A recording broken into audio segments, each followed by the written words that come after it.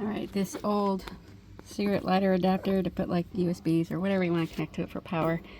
I am taking it out because it's really rusty and old, so the wires were in through here, pushed up through here, and came out up there because to plug it in was there, the wires on the back side of it. And I have a USB version. Let's see if we can get this open.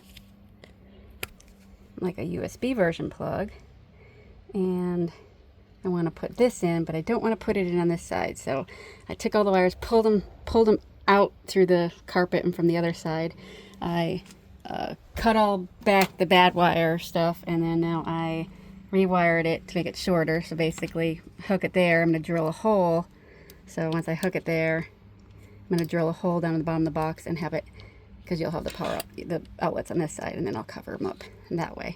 So I'll actually have the USBs on the other side where the cubby is on that side. So in case I need to hook a laptop up or something like that, or not a laptop, like a tablet or something to monitor the Bluetooth devices and things like that, or my phone, either way. Okay, the USB plug is in. It is only when our house batteries are on that it is powered. Fuse box up there. And now I've got all my electrical stuff going on. And now we got a USB plug. Well, 2 USB plugs. Turn the house battery switch on. We got a green light. Yay! Now let's test my phone. See if it works. It was a successful test. My phone starts charging. Yay, we got some USBs now.